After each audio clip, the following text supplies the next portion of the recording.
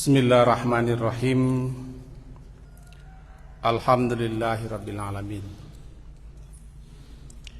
Wa bihi nasta'in ala umurid dunya waddin. Asyhadu an la ilaha illallah wa asyhadu anna Muhammadan abduhu wa rasuluh. Allahumma shalli ala Muhammad wa ala ali Muhammad. Bapak dan Ibu, mari kita awali kajian kita dengan membaca Bismillahirrahmanirrahim. Sebagaimana biasa, kaji kita hal-hal yang berkaitan dengan harian. Ya, ini masalah ibadah, masalah amaliyah harian kita. Pada pagi hari ini kita awali dengan membaca sebuah hadis Nabi sallallahu alaihi wasallam. Hadis diriwayatkan oleh Imam Muslim yang berbunyi dari Abu Hurairah radhiyallahu anhu, dia berkata, Rasulullah sallallahu alaihi wasallam bersabda, "At-tatha'ubu fi shalah minasyaitan. Fa idza tata'aba ahadukum falyakhzim mastata'a." Menguap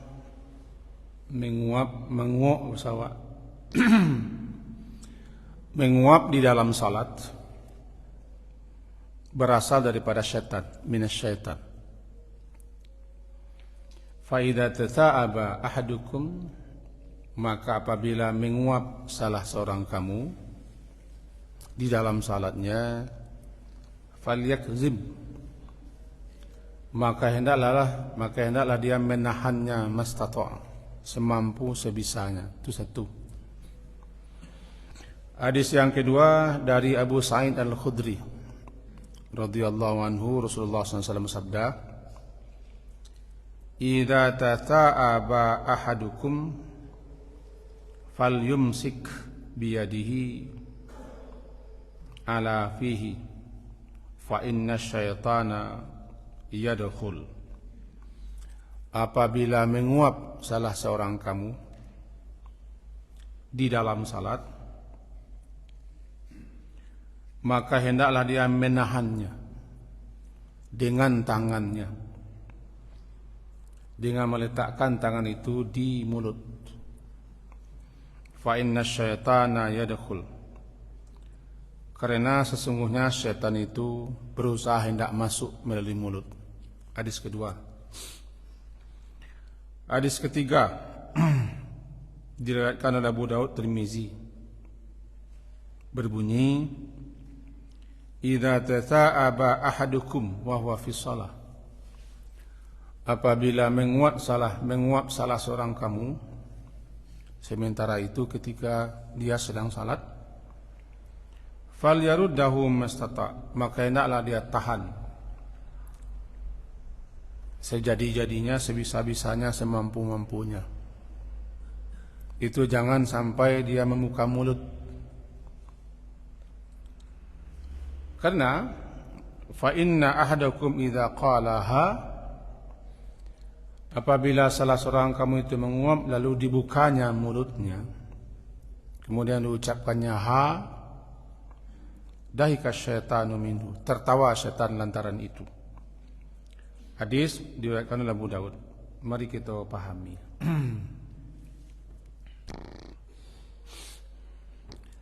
Ceritanya masalah menguap. Menguap itu ada dalam salat, ada kalanya di luar salat, ada kalanya ketika hendak salat. Yang paling sering menguap ketika hendak salat bagi orang yang malas, bagi orang yang kekenyangan, bagi orang yang baru tidur. Secara umum, menguap itu bersumber daripada pengaruh setan. Berbeda dengan bersin.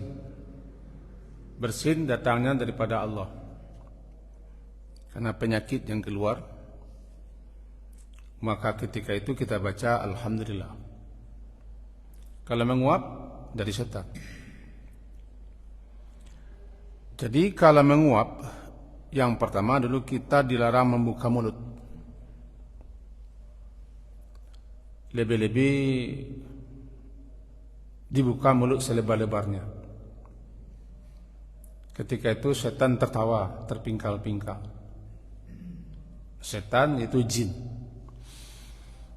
Untuk catatan di kita bahwa setan atau jin-jin yang jahat atau jin-jin yang ingin mempengaruhi kita berusaha masuk ke rongga-rongga, ke lubang-lubang di tubuh kita yang terbuka, salah satunya ke mulut. Maka ketika kita menguap dengan membuka mulut, menganga bahasa kita, dia yadkhul, masuk. Kalau kita baca ha begitu, tertawa setan. Dahika minhu syaitan. Kenapa setan tertawa? Karena dia sudah berhasil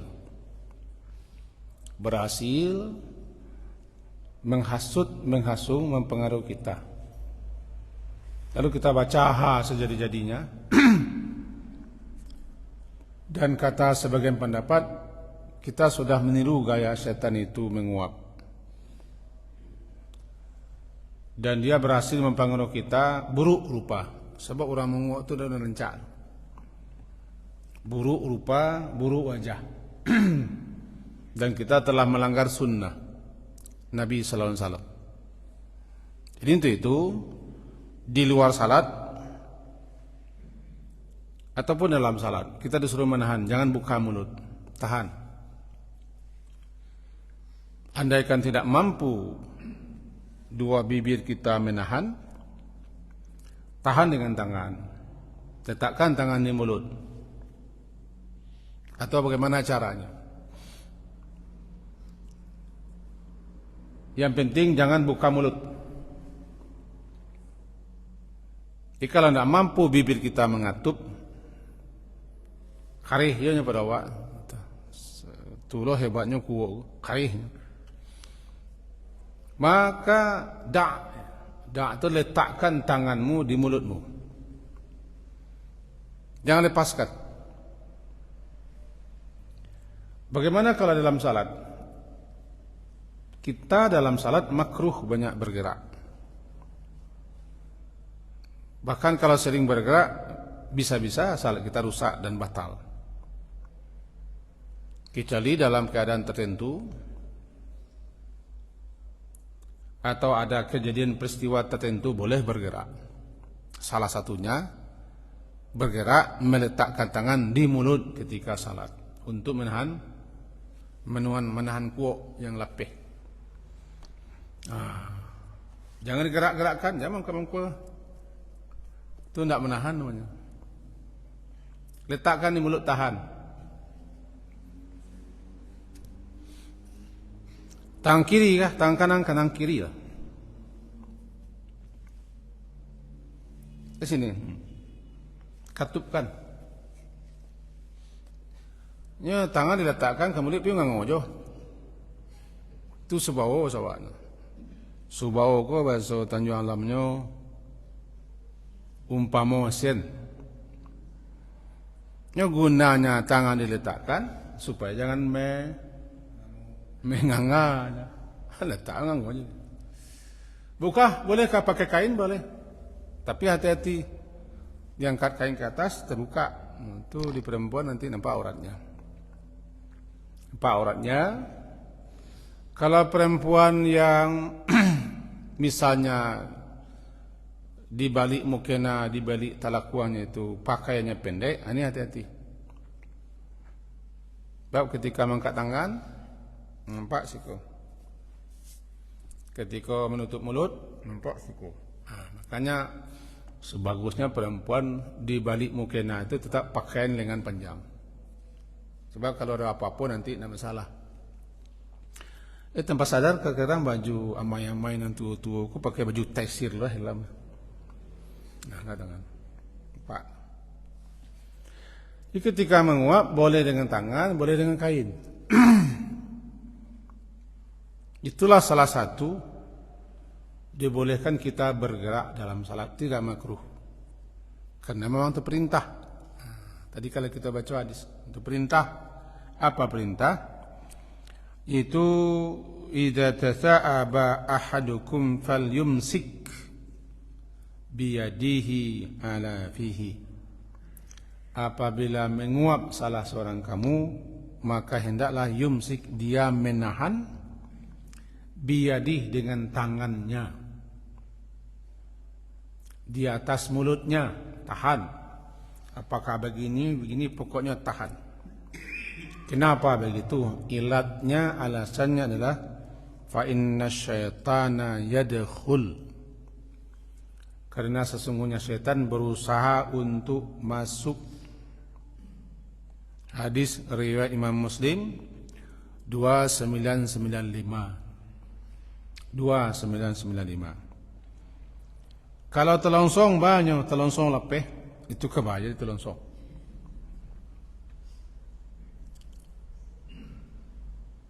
Makanya kita bilang sekarang supaya yang telongsong. Membaca ada dua hal. Membuka setan dengan terbuka itu berusaha masuk. Membaca setan tertawa. Setannya mana? Setannya ada di situlah. Setan juga menguap sama dengan kita. Dia makan sama dengan kita, minum sama dengan kita, kan makhluk itu. Dengan kita menganga, menguap, menganga, tertawa, membaca salah satu penyebab setan tertawa, kita sudah berhasil meniru gayanya. Namanya tasyabuh bis setan, menyerupai setan, tertawa dia. Itu yang pertama, mengenai menahan. Dibolehkan menahan di dalam salat untuk menahan menguap. Menguap itu bukan mengantuk, enggak. Pengaruh setan semata-mata.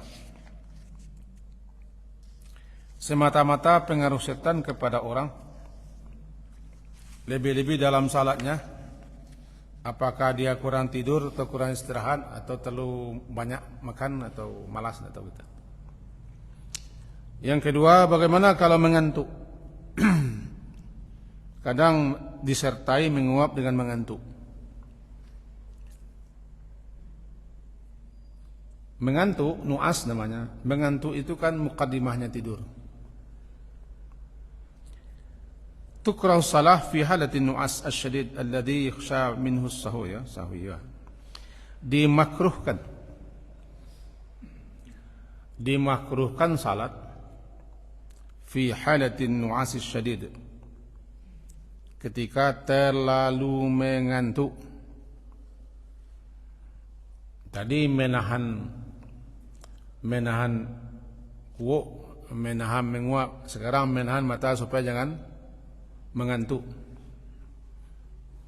Apapun penyebab mengantuk, apakah kurang tidur atau kelelahan atau memang penidur, dimakruhkan orang salat dalam keadaan mengantuk sangat. Namanya an-nu'asus syadid, sangat mengantuk.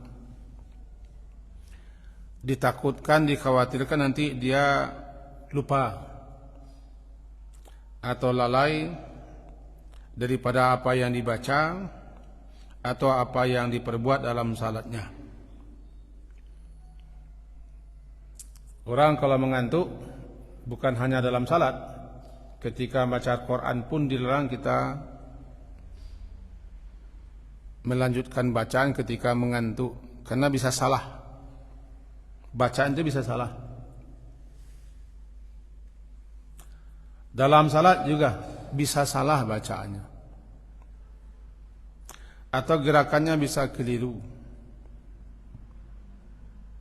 atau bisa lupa. Sehingga dikatakan dalam hadis riwayat Imam Bukhari, Imam Muslim, Bunyinya idza na'asa ahdukum wa huwa yusalli. Apabila salah seorang kamu itu mengantuk sedangkan dia ketika itu sedang salat, falyarqud, maka hendaklah dia tidur atau duduk. Putuskan salatnya, jangan lanjutkan salatnya. Kalau dia mengantuk, dia akan salat, hilangkan mengantuk itu dulu. Kalau dia dalam salat sangat berat, sampai ada orang bahasa kami ini tadeda, tahu tadeda? Enggak. Sampai tak mangko ke muko ha. Di kami tadeda. Lebih-lebih ketika duduk ada orang sampai mendengkur. Akan hebat. Karuah lo. Kadang assalamualaikum hanya masih lalu batal salatnya kalau sudah tidur betul dalam salat. Ada kalanya orang sempat melayang, terpana sedikit, bangun lagi. Kalau tidak betul-betul tidak bisa ditahan mengantuk, putuskan salat, berduduk lagi.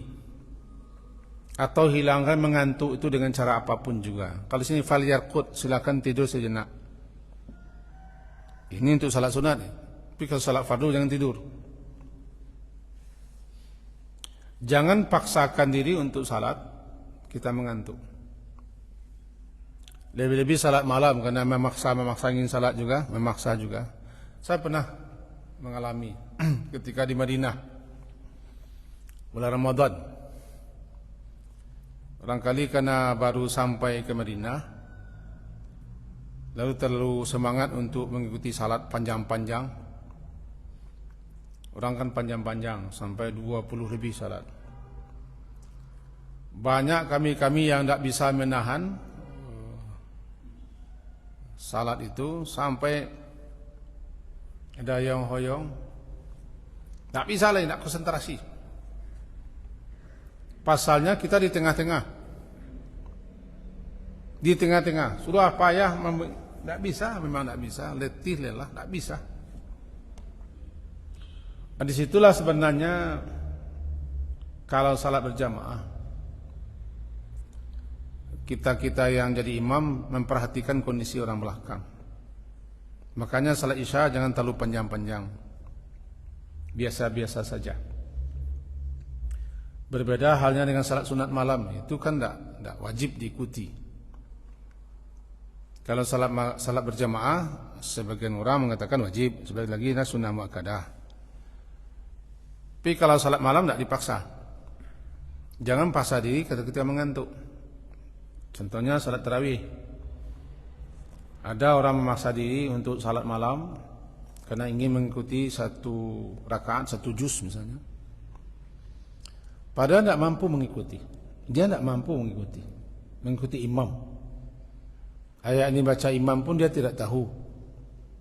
Dia tidak tahu apa ayat dibaca imam. Dia tidak hafal Quran, dia tidak mengerti. Tapi karena ingin memaksa-maksa juga, hampir separuh salatnya diikutinya karena melayang-layang. Tentu yang baca. Kadang-kadang begini. Salat saya sendirian. Keringan juga bangun malam di bulan Ramadan, salat sendirian. Karena memaksa diri ketika itu untuk ikut salat, padahal kita sangat berat dan tidak bisa konsentrasi mengikuti imam panjang-panjang. Tidak ada, kita dipaksa untuk ikuti imam panjang-panjang. Kan kadang-kadang di masjid tertentu ingin memaksa jamaahnya mengikuti seperti itu. Nah, kembali lagi mengantuk. Bagaimana kalau mengantuk ringan? Mengantuk ringan. Namanya lain tak barik mana. Masih bisa sadar. Masih bisa dikontrol, dikendalikan apa yang diucap dan apa yang dilakukan. Boleh lanjutkan. Tapi kalau sudah sangat berat, tukrah, dimakruhkan. Bukan hanya dimakruhkan, bisa batal. Kalau tidak tahu lagi gerakan. Tidak tahu lagi gerakan apa yang dibaca. Itu dua. Tadi menahan menguap. Yang kedua menahan mengantuk. Yang ketiga, menahan ke bawah. Ini ke bawah tu dua jalan, muka cek ke belakang cek. Pertama namanya menahan pipis. Tukrahu salatu idza kana al-musalli haqinan, ay mudafi'an lil bauli. Dimakruhkan salat apabila seseorang yang sedang salat itu menahan pipis, kencing. Menahan pipis dan kencing namanya haqin.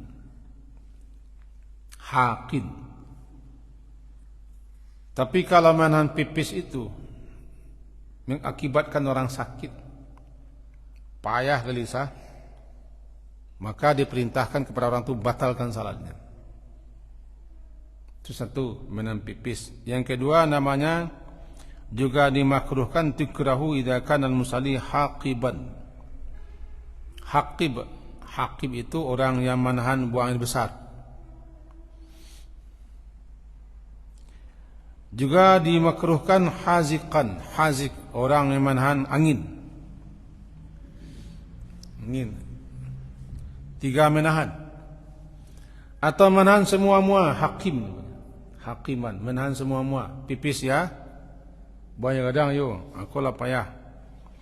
Biasanya orang yang malas untuk mengulang salat, atau malas ke WC, lalu diusahakannya menahan sejadi-jadinya. Ketika itu dua kondisi.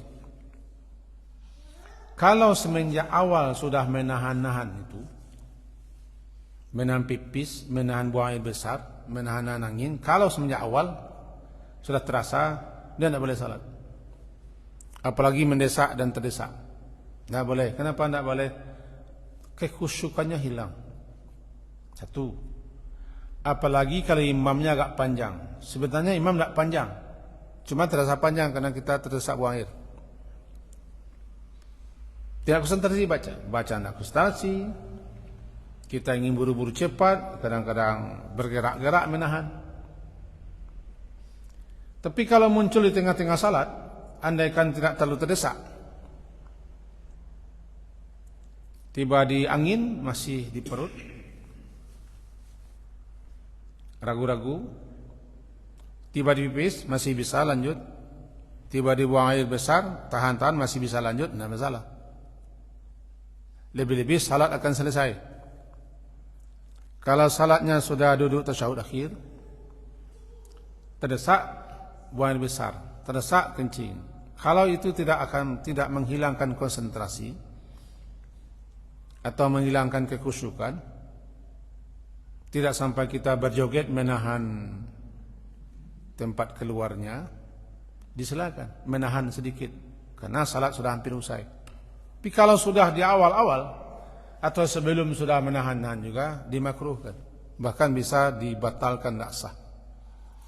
Karena buang air yang sangat terdesak itu tidak mungkin ditahan, menghilangkan kekhusyukan, mengakibatkan kita tidak fokus dalam salat. Jadi yang dibolehkan menahan buang air itu kalau tidak bersangatan.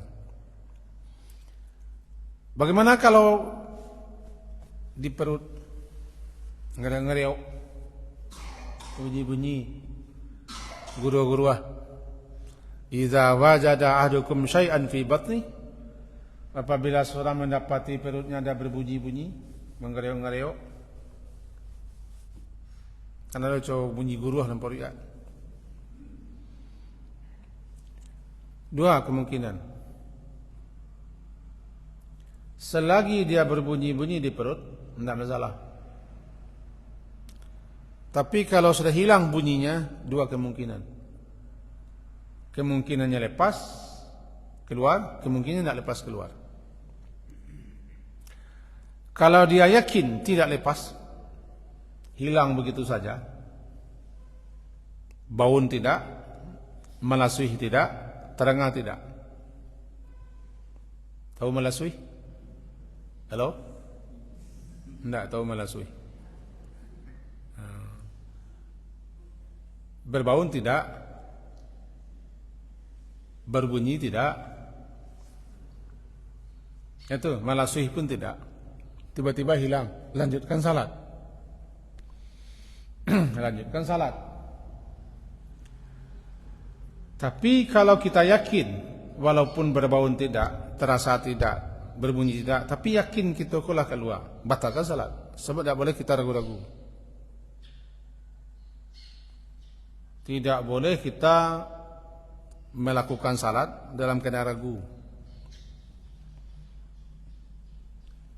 Maka ketika itu, jika kita ragu lapeh hendak, batalkan salat.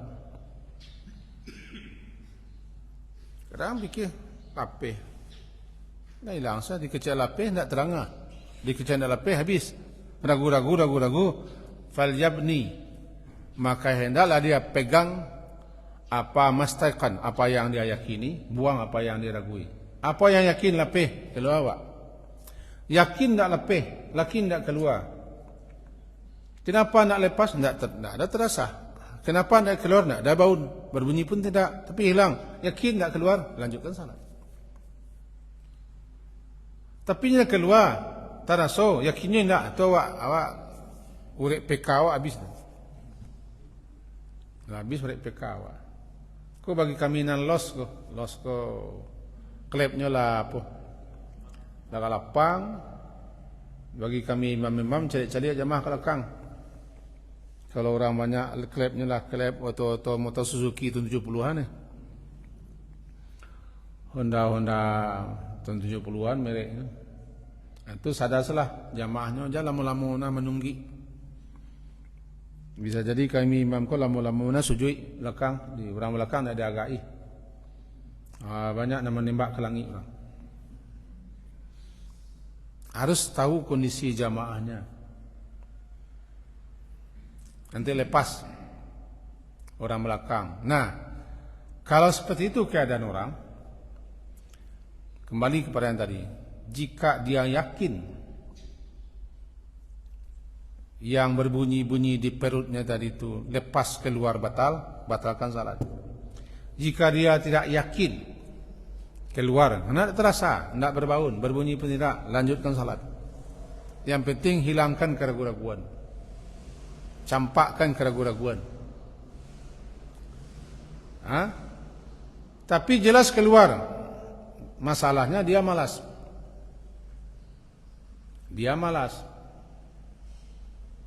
Dianggapnya tidak keluar. Ini salatnya batal ya, tidak sah salatnya, tidak sah salatnya. Itu yang ketiga, menahan angin, menahan buangan kecil, menahan buangan besar. Kemudian terasa di perut mau keluar. Biasanya hari dingin atau bahasa kaminya di kumbu. Tahu di kumbu? Kumbu itu bisa jadi makan loba atau makan kepelo, makan durian, atau makan pisang batu. Pisang batu, pisang abu itu bisa juga bagi orang tertentu pengaruh. Atau makan roti sumbu, atau roti sumbu. Tidak tahu juga lah. Tidak tahu ke baik lah. Pengaruh. Ini dia. Sudah berapa tu? Menahan. Pertama menahan menguap. Yang kedua menahan mengantuk. Yang ketiga menahan buang air. Kemudian bagaimana kalau batuk dan bersin? Batuk terbagi dua. Yang pertama batuk kanyua namanya. Itu batuk kanyua. Kau bagi kami lelaki batuk kanyua. Batuk tu mamper, lama batuk.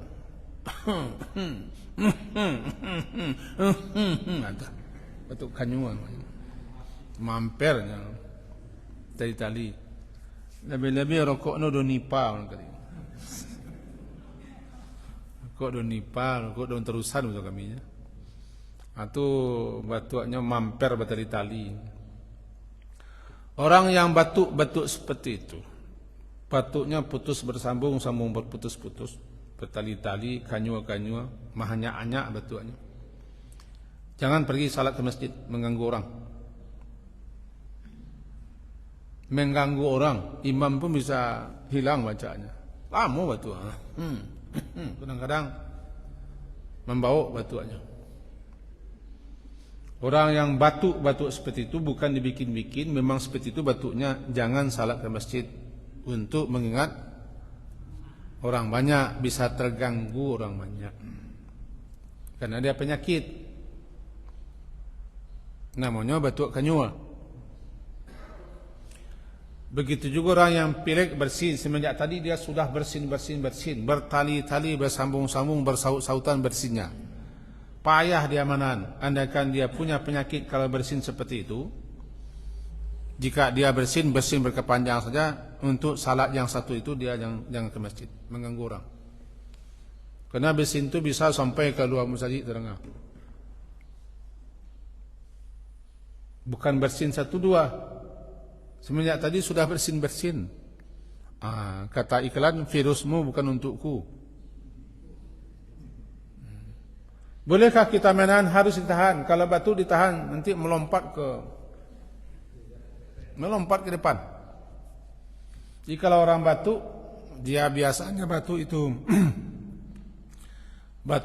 mengeluarkan rezeki keluar untuk semut misalnya.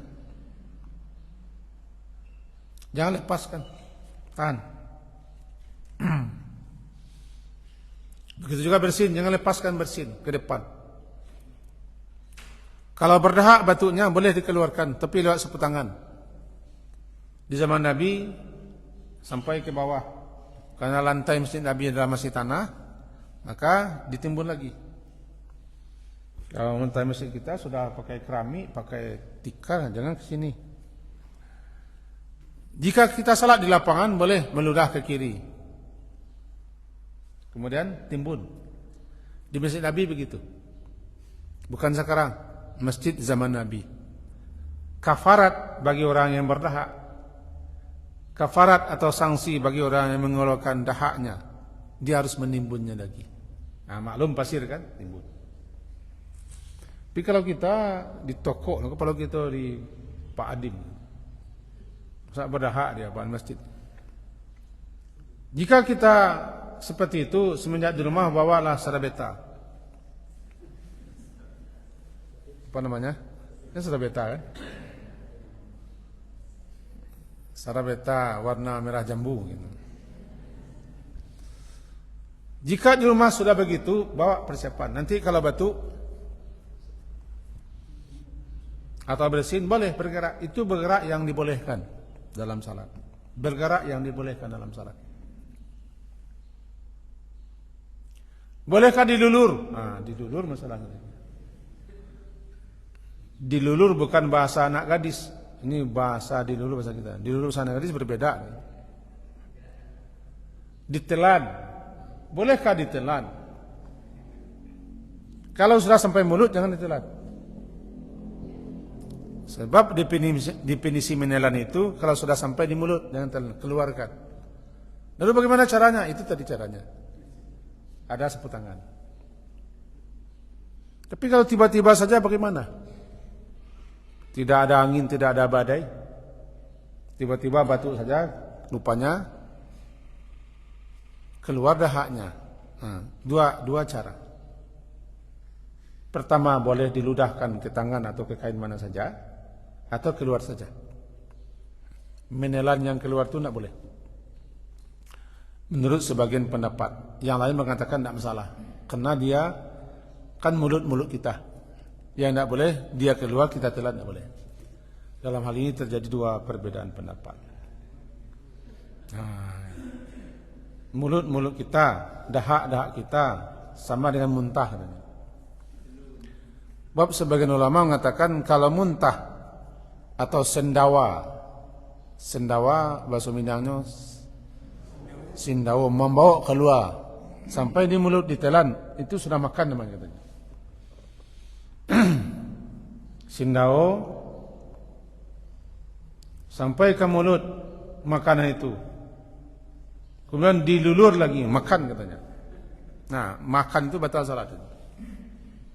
Samakah sendawa dengan dahak? Bisa sama.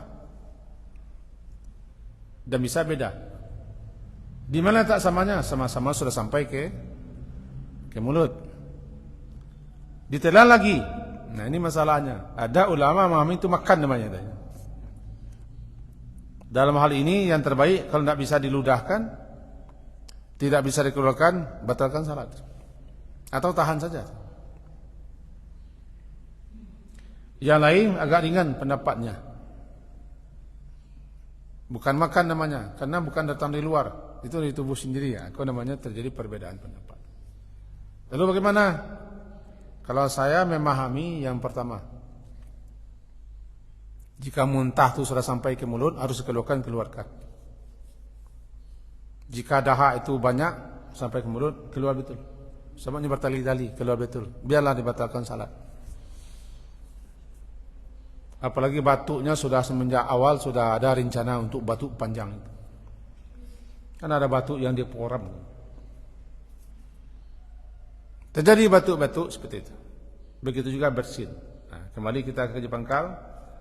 Batuk yang memang sudah semenjak awal batuk, namanya batuk bengek, dan batuknya bertali-tali, bersaut-sautan, sebaiknya orang ini jangan ke masjid. Itu tadi kan. Sebaiknya orang yang model begini jangan ke masjid. Bukan batuk sembarang batuk, batuk seperti itu. Kau jadi kalau dalil beko, pi batuk tak boleh ke masjid gitu ya. Jangan cian itu kaji di kemidanga di masjid Tanya Alam, enggak begitu. Batuk hanyua, batuk bertali-tali, sambung bersambung, mengganggu orang, konsentrasi orang, kadang-kadang imam bisa terganggu. Batuk seperti itu. Batuk seperti itu. Salatnya salat maghrib, salatnya salat isya, entah mana yang keras bunyi batuk kita dengan bacaan imam. Untuk orang seperti itu silakan. Tapi kalau untuk orang batuk tidak seperti itu, tidak sampai merusak, mengganggu orang, batuknya kadang-kadang bisa ditahan, atau batuk tiba-tiba, jangan jadikan pula dalil untuk tidak salat berjamaah ke masjid. Itu juga bersin, semenjak rumah sudah bersin, tidak bisa dikendalikan. Untuk salat yang itu jangan dulu ke masjid. Nanti tiba di masjid nanti bersin habis-habisan. Apakah ketika bersin kita boleh menahan mulut, tahan mulut supaya jangan lepas ke depan? Jangan keluarkan, nanti nyemprot ke depan. Nyemprot ke depan. Begitu juga batuk. Ini menahan yang berikutnya. Waktu kita masih ada sekian menit lagi. Kemudian setelah menahan, lalu kemudian menahan yang berikutnya. Kajinya menahan saja. Menahan lapar, menahan litak. Dimakruhkan salat ketika kita lapar betul, dengan catatan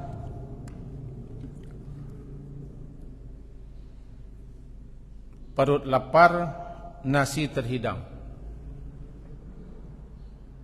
Saking laparnya, entah tengah hari,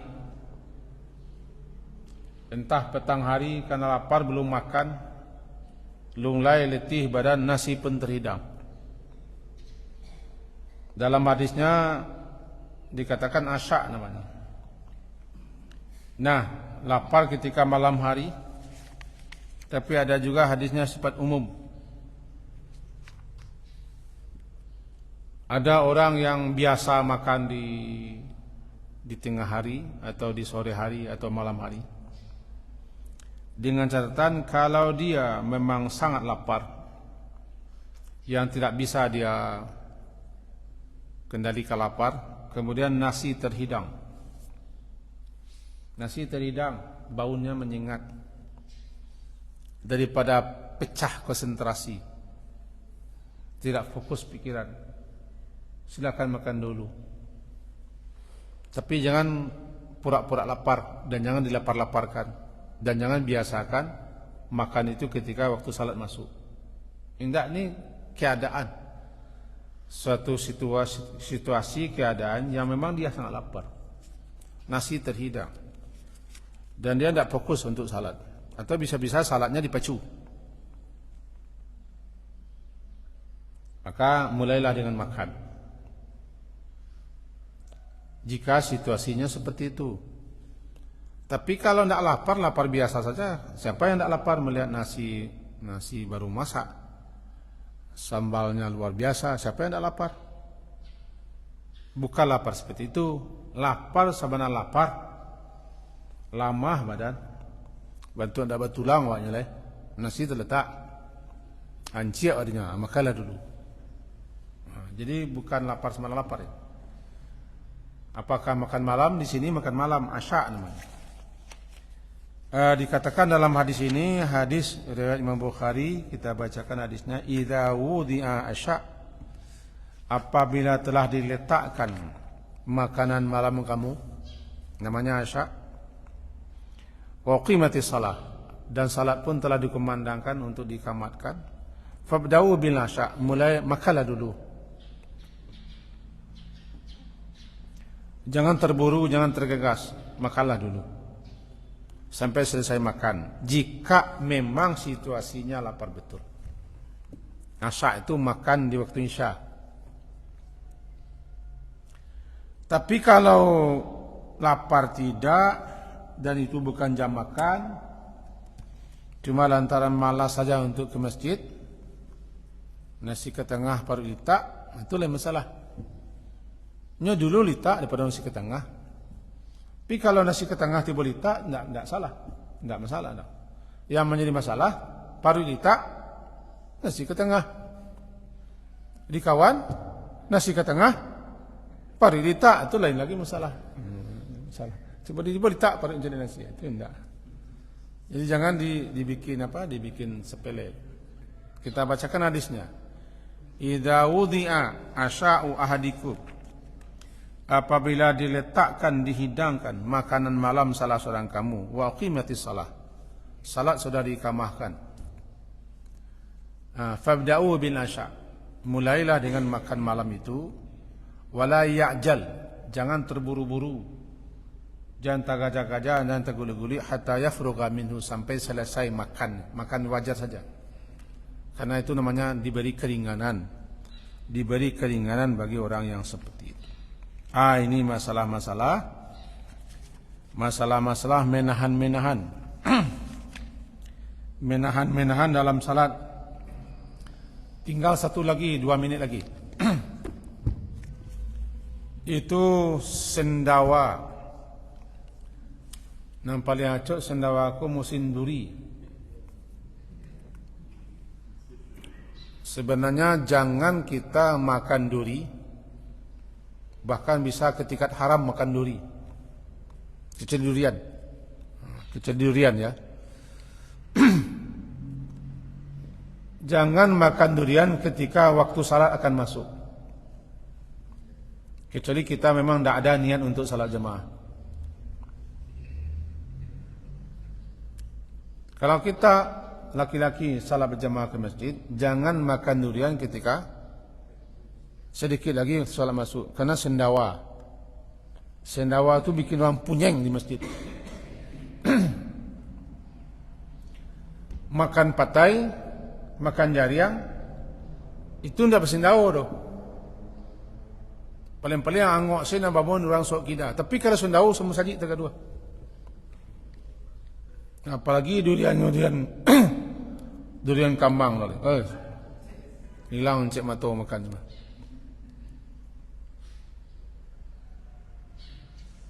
Kenapa? Sendawa durian itu tidak bisa ditahan.